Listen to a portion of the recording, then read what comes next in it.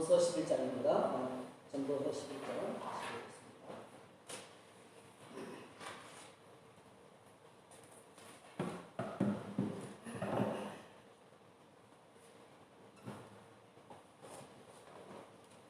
네, 전도서 11장 1절.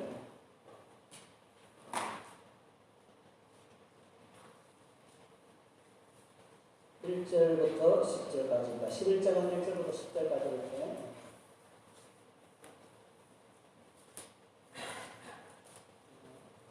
10절로 되어 있습니다. 같이 읽으시겠습니다. 너는 내 떡을 그리에 던지라. 여러 날 후에 도로 찾으리라. 7에게나 8에게 나누어 줄지어다. 무슨 재앙이 땅에 임할는지 내가 알지 못함이니라. 구름에 비가 가득하면 땅에 쏟아지며 나무가 나무로나 독으로나 쓰러지면 그 쓰러진 곳에 그냥 있으리라. 풍세를 살펴보는 자는 파종하지 못할 것이요 구름만 바라보는 자는 거두지 못하리라. 바람의 길이 어떠한가 아이된 자의 폐에서 때가 어떻게 살아난지를 내가 알지 못한같이 만사를 성취하시는 하나님의 일을 내가 알지 못하느니라. 너는 아침에 씨를 뿌리고 저녁에도 손을 놓지 말라. 이것이 잘 될는지 저것이 잘 될는지 혹 둘이 다 잘 될는지 알지 못합니다. 빛은 실로 아름다운 것이라 눈으로 해를 보는 것이 즐거움이로다. 사람이 이러해를 살면 항상 즐거워할지로다. 그러나 캄캄한 날들이 많으리니 그 날들을 생각할지로다. 다가올 일은 다 헛되도다. 청년이여 내 어린 때를 즐거워하며 내 청년의 날들을 마음에 기뻐하여 마음에 원하는 길들과 내 눈이 보는 대로 행하라. 그러나 하나님이 이 모든 일로 말미암아 너를 심판하실 줄 알라. 그런즉 근심이 내 마음에서 떠나게 하며 악이 내 몸에서 물러가게 하라. 어릴 때와 검은 머리의 시절이 다 헛됨이라. 아멘. 오늘 주어진 말씀을 가지고 하나님 앞에서 하나님을 앞에 모시고 이런 제목으로 잠시 말씀을 생각하겠습니다. 우리가 2020년 들어서 이 코로나19를 이제 맞이하고 있는데요. 이 코로나19가 우리에게 주는 영향력이 굉장한 것 같아요. 네, 엄청난 변화가 있습니다. 제가 특별을 보내면 보통 이틀 만에 들어가는데 이제 4일 만에 들어가요. 온라인으로 주문하는 것이 계속 늘어나가지고 이제는 평균 3일이 걸려요. 택배 물류 시스템이 우리나라처럼 이게 잘 되어 있다고 보실 거예요. 정말 엄청난데 이렇게 효과적인 택배 시스템도 이제 워낙 사람들이 접촉을 싫어하고 사람들을 만나기를 싫어하기 때문에 온라인상에서 거래가 점점 불어나는 거예요. 그래서 이제 물건을 붙였는데 왜 안 오냐고 연락을 하고 이런 일이 있습니다. 이런 작은 변화부터 해서 우리 예배라든지 마스크를 이제 항상 쓰고 다니면 안 되는 그런 시대가 되고 말았고, 그리고 이제 우리의 생활 라이프 스타일 자체가 굉장히 엄청난 변화를 찾아오고 있습니다. 이런 변화를 경험하면서 우리가 공통적으로 느끼는 것이 있어요. 그게 뭡니까? 우리 사람은 내일 일을 모른다. 이런 일이 있을 줄 누가 알았겠어요? 아주 공통적으로 저는 코로나를 생각하면서 계속 새로운 정말 일을 몰라. 앞으로 무슨 일이 날지 몰라 하는 이 불확실성. 그러니까 원래 세상은 불확실한 것인데요. 이 불확실성이 이렇게 강력하게 큰 파도처럼 밀려오는 시대가 우리가 살아가는 시대입니다. 그래서 오늘 이 시대는 정말 불확실한 시대 같아요. 과학은 굉장하죠. 저희들이 과학의 문명은 엄청납니다. 정말 엄청난 문명으로 발달하고 있어요. 이렇게 모이지 못하기 때문에 모이지 못하는 시대도 또 모일 수 있는 시대가 있잖아요. 지금 이제 실험을 준비를 할 수 있고, 또 이제 쿼드코프터라고 하죠. 쿼드코프터 드론, 쿼드코프터를 날려서 우리가 절대로 볼 수 없는 장면들을 볼 수 있어요. 우리 죽어다 깨나도 볼 수 없는 장면들을 이렇게 그냥 너무 쉽게 공중 촬영이 가능해지는 이런 시대가 되고, 그리고 이제 인터넷이 빠르고요. 너무 모르는 게 있으면 인터넷에 물으면 백과사전부터 해가지고요. 거의 모든 정보가 다 있어요. 그리고 엄청나게 많은 전문가들의 의견이 막 쏟아져냅니다. 어떤 모르는 사실이 있으면 이런 식의 그러니까 뭐 책을 집에 쌓아둘 필요가 없어요. 휴대폰 하나만 있으면 어마어마한 지식의 양을 습득할 수 있고 배울 수 있는 기회가 아프리카에 사는 들어보셨죠? 아프리카에 사는 청년이 유튜브를 보고 스키를 배워가지고 스키대에서 금상을 탔어요. 이게 가능하시더라고요. 예. 엄청 깜짝 놀랐어요. 눈이 한 번도 안 내리는 아프리카 가면 어떻게 연습했겠어요? 그런데 유튜브를 보고 공부해가지고 세계대회에 출전해가지고 입상을 하는 이런 일이 아마 저희 살아가는 시대입니다. 그러니까 뭐든지 하려고 하면 어마어마한 엄청난 기회가 주어지는 이런 시대인데 그런데 한 가지 분명한 것이 있어요. 아무리 과학이 발달해도 예나 지금이나 변하지 않는 한 가지 사실에 그런 내일을 모른다는 거예요. 우리가 살아가는 시대가 그만큼 불확실한 시대라는 거죠. 오늘 전도서 11장 주제가 바로 그거예요. 이 불확실성의 시대에 우리가 어떻게 살아갈 것인가. 두 가지를 말씀해 주겠어요. 두 가지.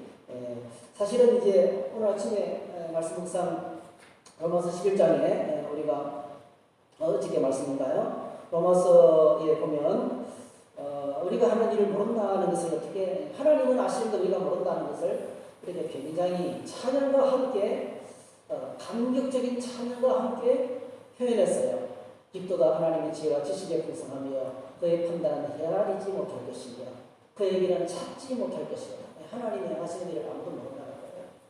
누가 주의 마음을 알았느냐? 누가 그의 목사가 되었느냐? 누가 주께 먼저 드려서 갚으심을 받겠느냐? 만물이 주에게서 나오고 주로 말미암고 주에게로 돌아갑니다. 그에게 영광이 세세히 있을지라. 찬양이지만은요, 이 찬양의 주제는 뭡니까? 우리는 아무것도 모른다는 거예요. 오직 하나님만이 아신다는 거죠. 그만큼 우리가 이 신학적으로도 그렇고 우리가 사는 시대가 불확실한 시대인데 이 불확실한 시기에 오늘 이 특별히 이제 자연 세계에서도 마찬가지로 오늘 이 솔로몬은요 뭘 깨달았냐면 뭐 코로나19와 같은 이런 자연 세계 속에서 벌어지는 일조차도 인생은 알 수 없다는 거예요.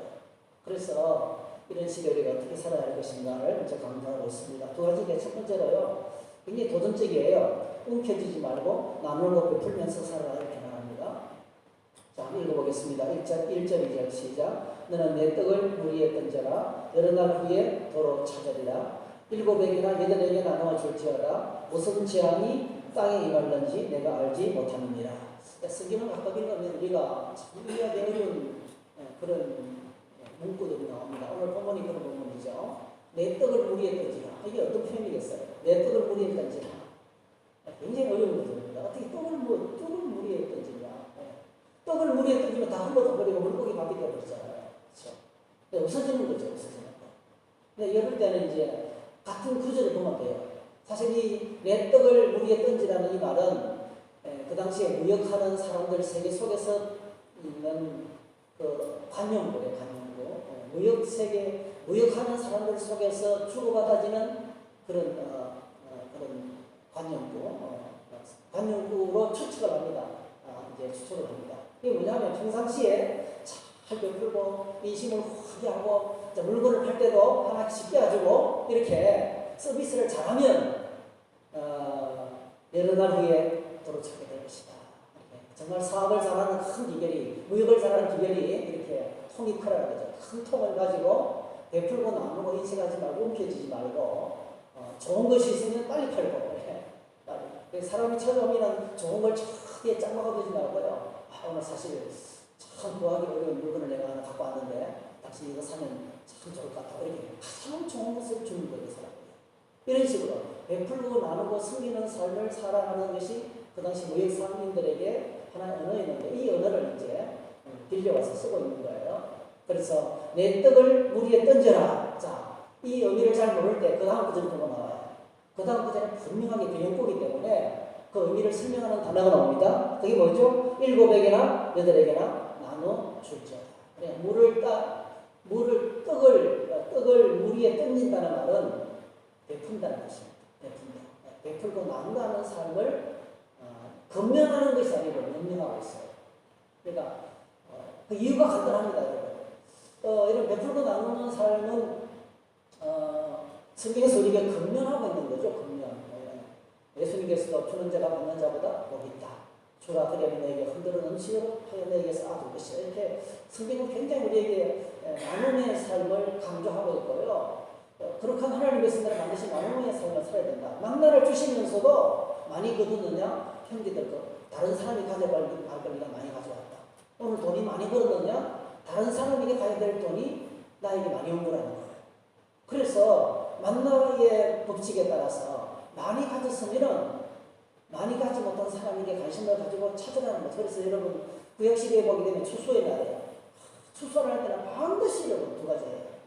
반드시 잔치를 베풀고 나누고 고통당하는 사람, 어려운 사람들에게 베푸는 축제를 합니다. 똑같이. 지금도 여러분 아시죠? 이제 아랍 쪽에서 회교도들이 라마단 음식 기간 동안에 낮에는 음식하고 밤에는 더 먹으면서요. 딱 한 가지 해요. 부자들은요 그때 엄청난 재산들을 막 나누는 거예요. 자기 가진 것을 다 나누고 베푸는 그런 일을 지금도 하고 있습니다. 그래서 하나님께서 주시는 원리는 우리에게 뭔가를 주시면 나누라는 것인데 오늘 본문에서는 그렇게 네가 나누면 복을 받을 것이다. 그렇게 그러니까 약속을 전제로 하는 권면이 아닙니다. 성경에서는 약속을 전제로 하는 조건적인 명령이 엄청 많습니다. 가장 대표적인 것이 여러분 신명기나 출애굽기나 말씀인데 특별히 하나님께서 언약을 맺을 때 하나님께서 우리에게 언약을 맺으실 때 이런 부분들을 많이 강조하고 있어요.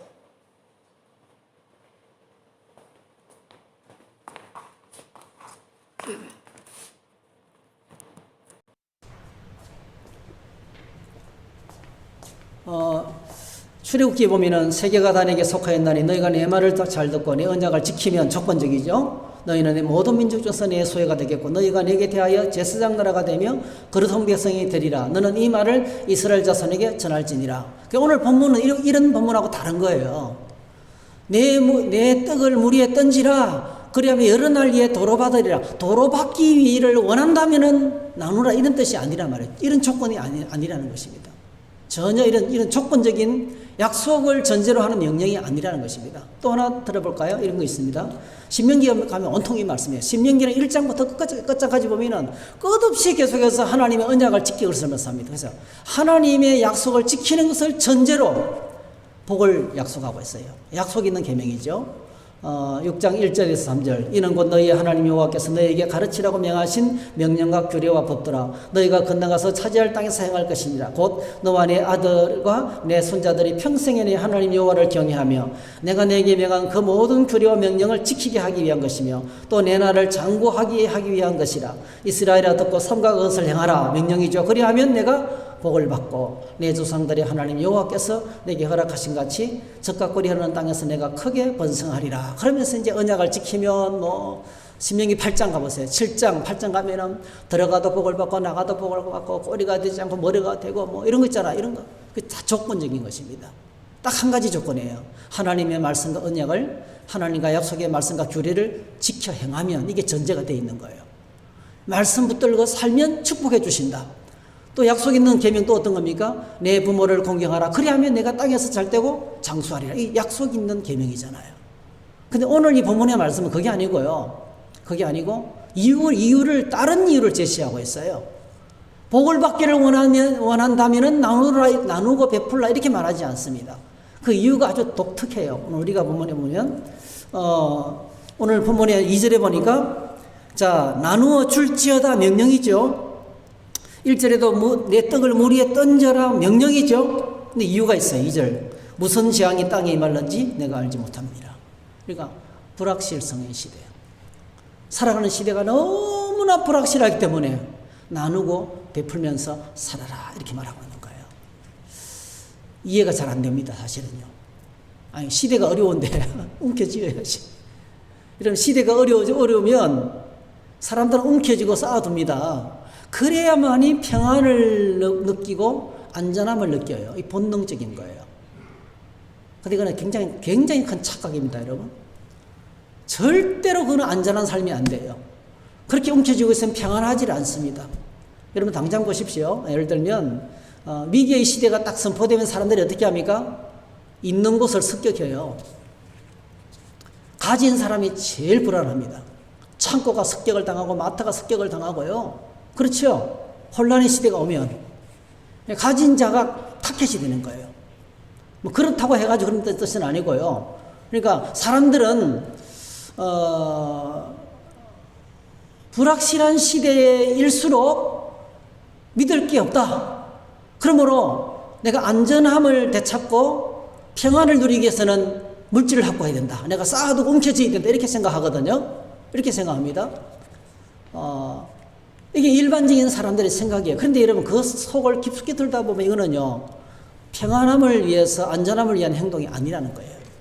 그거는 바로 그 속에 두려움이 있어서 그래요. 두려움. 자기 안에 있는 두려움 때문에 그런다는 거예요. 여러분 믿음이 없으면 두려움이 찾아옵니다. 그래서 심리적으로 가장 근본적인 이유는 안전함을 위해서 안전하기 위해서 평안하기 위해서 움켜쥐고 쌓아두는 것처럼 보이지만은 실제로는 뭐죠? 실제로는 두려움 때문에 그렇다는 거죠. 무서웠어. 어떤 일이 일어날지 모르니까 무서운 거예요. 스스로 대비하는 거죠. 그래서 여러분 오늘 본문의 말씀을 하나님의 백성들에게 하나님이 하시는 이유가 있어요. 너희가 나를 믿는다면, 믿음이 있다면 하나님의 공급하심을 믿고 하나님이 너희 인생을 책임지시고 지켜주시고 보살펴 주실 것이다. 그러므로 불확실한 시대일수록 어떤 재앙이 닥쳐올지 모를 때일수록 어떻게 살아가는 거예요? 베풀고 나누면서 살아가는 거예요. 그래서 가만히 생각해 보면 이 나누게 된다는 것은요. 나누게 된다는 것은 굉장히 큰 믿음 같아요. 이것이 재앙의 날에 우리한테 큰 유익을 준다는 겁니다. 여러 날 후에 도로 찾게 될 것이라. 자, 예를 들면 오늘 이제 그 다음에 나오는 구절이 3절에서 5절인데요. 3절에서 6절까지 이제 전반부의 말씀인데요. 거기에 보시면 여기 이제 우리는 자연현상을 잘 예측할 수 없다는 거죠. 우리가 자연현상을 잘 예측하거나 이해하기 어렵습니다. 기상청에서 슈퍼컴이 돌아가고 있고 모든 기상 데이터가 입력되어서 끝없이 앞으로 날씨가 어떻게 될 것이다. 일기가 어떻게 될 것이다. 예측하고 있죠. 그런데 안 맞을 때가 많습니다. 예보는요. 길어봤자 뭐 한 주간이에요. 한 주간 예보. 거의 안 맞습니다. 사실은. 제가 어떤 상황을 따라서 일기예보를 보고 산에 갔다가 혼이 난 적이 많이 있어요. 완전히 다르더라고요. 잘 안 맞을 때가 많아요. 국지적으로는 안 맞을 때가 상당히 많이 있습니다. 구름과 바람의 움직임 잘 모릅니다. 그게 이제 오늘 3절에서 5절에 나오죠. 구름에 비가 가득하면 땅에 쏟아지면 나무가 나무로나 볶으로나 쓰러지면 어느 쪽으로 쓰러질지 모른다는 뜻이에요. 풍세를 살펴보는 자는 파종하지 못할 것이에요. 종잡을 수 없기 때문에. 그 다음에 구름만 바라보는 자는 거두지 못할 것이다. 야, 구름이 저러면은 비가 올 것이 그럼 주사하면 안 돼. 이런 식으로. 왜? 종잡을 수 없기 때문에. 인간이 아무리 관찰한다고 해도 구름의 움직임, 바람의 움직임, 이거 잘 모른다는 거예요. 여러분 정확하게 계산해서 폭발을 해도 여러분 그런 유튜브에 올라가 보면은 그런 장면 많이 볼 수 있죠. 큰 빌딩을 폭발한대요. 그럼 정확하게 폭탄 그 시기를 조절해가지고 이쪽으로 무너지도록, 이쪽에 먼저 무너지도록 다 설계했어요. 근데 반대 방향으로 무너지는 거예요. 이게 웃깁니다, 여러분. 그렇게 과학적이고 치밀하게 컴퓨터를 계산해가지고 타임 오차를 줘서 폭탄을 타타타 터지게 하는데도 이게 건물이 있잖아요. 왜 이쪽으로 넘어질게 이쪽으로 넘어집니까? 그게 바람의 영향인 거예요. 바람의 영향. 그 당시 그 상황에서 바람이 어느 쪽에 부느냐에 따라서 상황이 또 달라질 수 있는 거예요. 잘 계획을 해도 계획대로 잘 안 됩니다, 여러분. 이것이 우리가 인생의 일이라는 거예요. 그래서 오늘 이 전도서 기자는 이걸 깨달았습니다. 인생의 모든 일은 전부 다 온통 불확실로 가득하다는 거죠. 온통 불확실성으로 가득한, 내가 계획하고 움켜쥐고 쌓아둔 돼가지고 내 것이 안 된다는 겁니다. 여러분 오늘 저희들이 코로나19 전무후무한 어려움을 겪고 있습니다. 내일에 대한 불안이 가속화되고 있습니다. 어떻게 살아야 할 것인가? 지나친 걱정과 두려움보다는 오히려 근면하고 성실하게 우리의 자리를 지켜나가야 되고, 특별히 이제 우리가 하나님의 백성은 이런 상황 속에서 하나님의 공급하심과 하나님의 보호하심과 하나님이 나를 지키실 것이라는 것을 좀 굳게 신뢰하고 오늘 나누고 베풀 것을 명령을 하고 있습니다. 이 명령은 믿음이 전제가 되어야 됩니다. 그래서 나눔은 믿음인 것 같아요. 두려움을 극복해야 돼요. 나눔은 믿음이고 하나님의 백성된 구별된 표시고 그리고 생명입니다. 이게. 정말 생명 있는 자는 나누거든요. 그래서 오늘 이제 첫 번째 명령이 불확실성의 시대에 나누면서 살 것을 말씀하고 있습니다. 오늘 저와 여러분들이 우리의 삶의 은혜를 나누고 또 감사를 나누고 나의 가진 것들을 기쁘게 나눌 수 있는 그런 삶을 사시기를 주의 이름으로 축복합니다. 이게 거룩한 하나님 백성됨의 표시라는 거죠. 표시. 그 다음에 두 번째로 하나님 백성은 이제 참 당연한데 하나님 앞에서 살아라. 하나님 앞에서 살아야 된다 이렇게 말씀하고 있습니다. 불안한 세상일수록 더욱더 하나님 면전에서 살아야 된다. 하나님의 임재 앞에서 살아야 된다. 하나님의 임재 앞에서 살기가 좀 쉽지 않습니다. 예배 드릴 때는 하나님 앞에 나와서 예배를 드린다는 생각을 하고 살아요. 그런데 여러분 일상생활 가운데서 하나님 앞에서 산다 참 쉽지 않습니다. 그런데 하나님께서 이스라엘 백성을 애굽에서 이끌어내셔서 광야를 통과하면서 하나님이 40년 동안 이스라엘 백성들을 훈련시킨 게 있어요. 그게 뭡니까? 하나님 면전에서 사는 법을 훈련한 거예요. 하나님 임재 앞에서 사는 훈련을 했습니다. 그게 바로 뭐죠? 불기둥과 구름기둥으로. 불기둥과 구름이 뜨면 행진하고, 그죠? 하여튼 불기둥과 구름기둥 하나님의 임재 앞에서 사는 훈련을 40년 동안 이스라엘 백성이 했습니다. 결코 쉽지 않습니다. 그 하나님의 임재 앞에서도 그들은 불평하고 원망했어요. 하나님을 믿지를 못했어요. 하나님이 다 공급해 주셨어요. 그들의 옷이 헤어지지 않고 발이 부릅터지 않도록 40년 동안 책임지셨습니다. 하나님 확실하게 책임지실 거예요.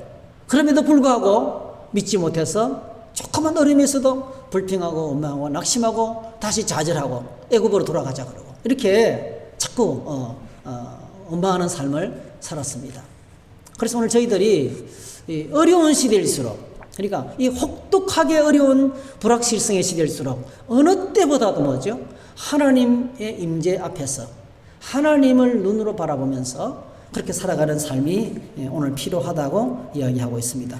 오늘 7절에서 9절에 보면 이 사실을 말해주고 있는데요. 빛은 실로 아름다운 것이라 눈으로 해를 보는 것은 즐거운 일이로다. 사람이 여러 해를 살면 항상 즐거워할지로다. 그러나 캄캄한 날이 많으리니 그날들을 생각할지로다. 다가올 일은 다 헛되도다. 청년이 내 어린 때를 즐거워하며 내 청년의 날들을 마음에 기뻐하여 마음에 원하는 길들과 내 눈이 보는 대로 행하라. 그러나 하나님이 이 모든 일로 말미암아 너를 심판하실 줄 알라. 이렇게 말씀하셨어요. 자, 하나님 앞에서 사는 삶을 오늘 딱 두 가지로 말씀하고 있어요.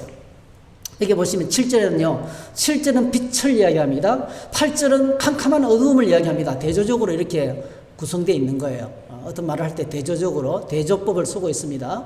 빛의 삶은 어떻습니까? 빛은 기쁨이고, 감사고, 찬양이고, 은혜고, 행복한 것이고, 잘 되는 것이고, 건강을 되찾는 것이고, 그죠? 일어서는 것이고, 뭐 그런 것들이에요. 근데 어둠은 어떤 것입니까? 캄캄한 것은 어떤 것입니까? 진짜 앞이 캄캄한 거예요. 여기 말하는 이 빛과 어둠은 두 가지, 캄캄한 것은 두 가지 대조적인 것입니다. 자, 그러니까 이 7절과 8절 속에 이미 뭐가 들어있어요? 불확실성이 가득 들어있는 거죠. 우리의 생에 빛이 있는 날도 있고, 그러니까 태양을 보면서 살아갈 날도 있고, 뭐죠? 캄캄한 가운데 살아갈 날도 있다는 거예요. 이게 불확실한 거죠. 이 불확실성의 시대 속에 하나님이 명령합니다. 어떻게 살 것을 합니까? 항상 즐거워할지로다. 7절에도 즐거운 일이로다. 9절 청년이여 내 어린 때를 즐거워하며 이렇게 했어요. 그러니까 나에게 주어진 삶의 모든 순간들, 나에게 주어진 모든 살아있는 이 삶의 순간들을 뭐죠? 기뻐하며 즐거워하며 감사하며 찬양하며 살라는 거죠. 이게 우리를 향한 하나님의 큰 뜻이에요. 그러니까 하나님 앞에서 산다고 할 때 우리가 죄성을 가진 인간이 잘못 생각하면 아무것도 못하고 꼼짝없이 하나님 눈치만 보고 구속당하는 걸로 생각해요. 근데 하나님 그게 아니에요. 하나님 오늘 저와 여러분들이 하나님 안에서 자유를 누리기를 원합니다. 하나님 안에서 자유를 누리기를 원합니다. 기쁨을 누리기를 원합니다. 평안하기를 원합니다. 진정한 자유와 기쁨이 하나님 앞에 있다는 거예요. 하나님 앞에서 살 때 어느 누구도 무서워하지 않고 두려워하지 않을 그런 이 기쁨이 있다는 것입니다. 기뻐하며 살 것을 이야기합니다. 9절 보세요. 청년이여 내 어린 때를 즐거워하며 내 청년의 날들을 마음에 기뻐하며 마음에 원하는 길들과 내 눈이 보는 대로 행하라 그랬어요. 이게 굉장한 하나님께서 어마어마한 자유와 우리의 삶의 가능성과 기회들을 주시는데 이걸 뭐죠? 놓치지 말고 잡고 누리라는 거죠. 구속당하지 말고. 근데 한 가지 말이 있어요. 그 뒤에. 그러니까 삶을 즐거워하라. 삶을 하나님 앞에서 사는 삶은 삶을 즐거워하라. 오늘 저와 여러분들이 그냥 웃으면서 살기를 원하십니다. 예.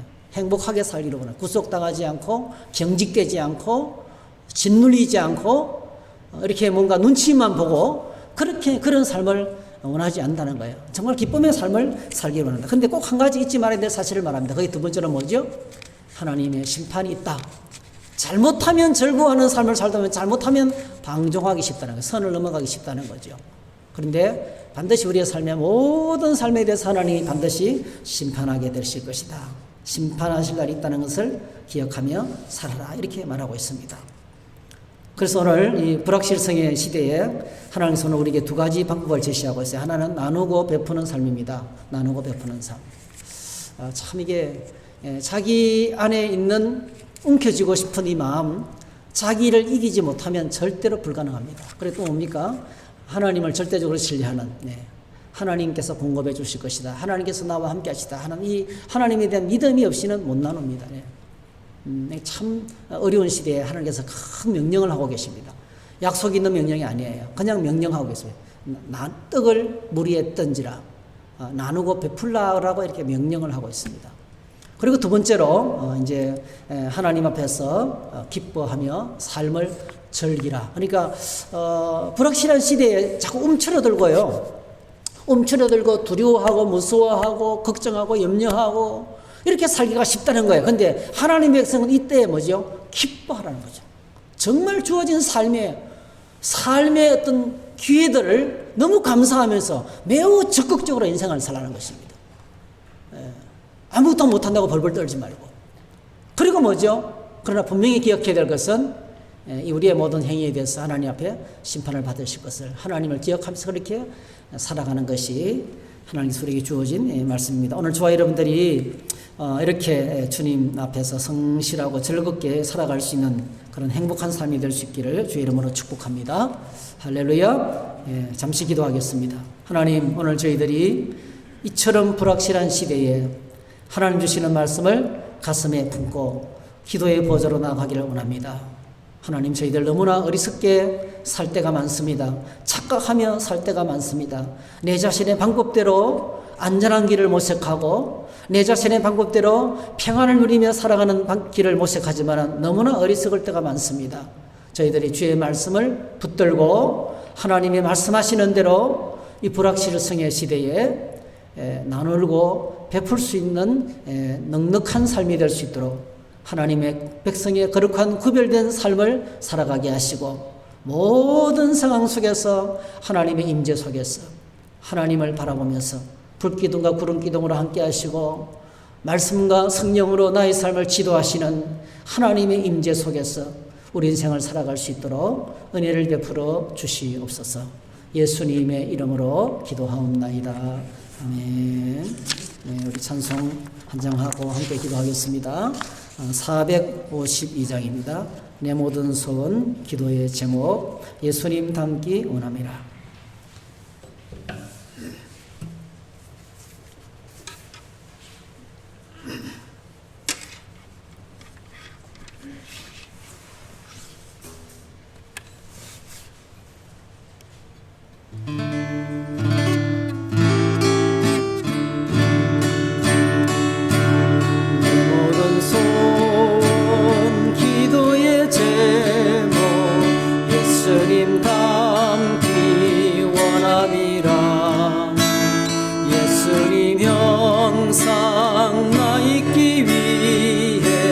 세상에 버티잖네.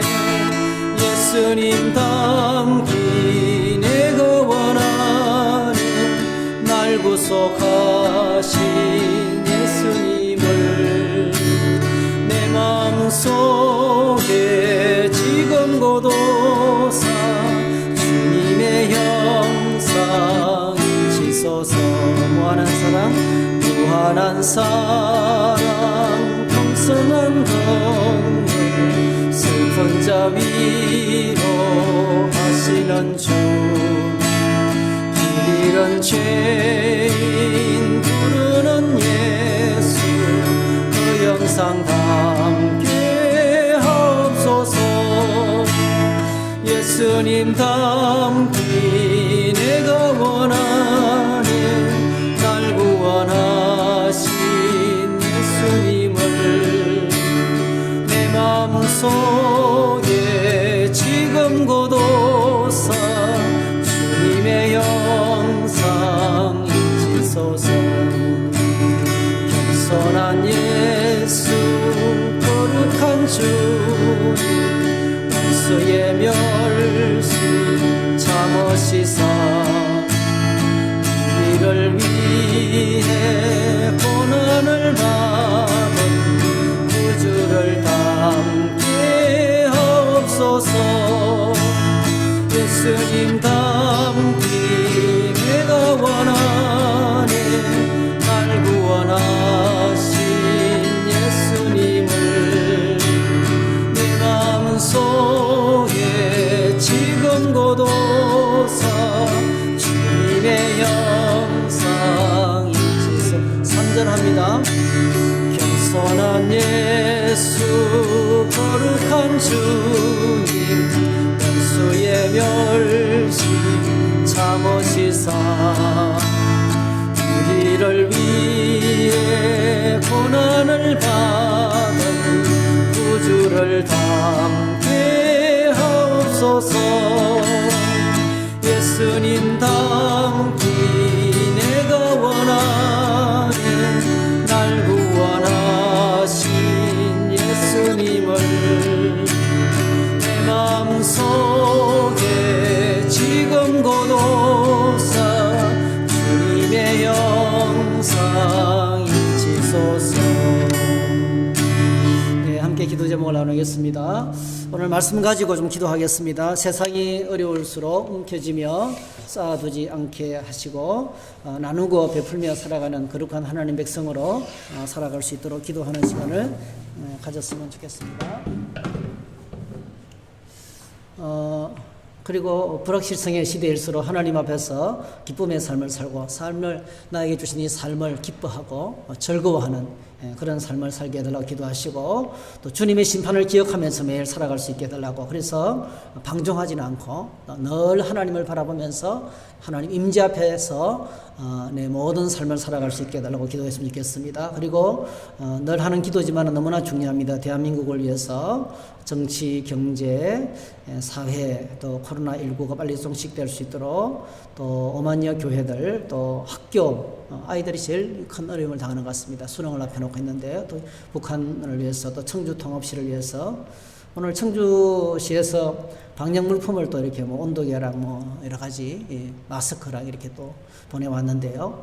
청주 통합시가 하나님 안에서 행복한 도시가 될 수 있도록 기도해 주시기 바랍니다.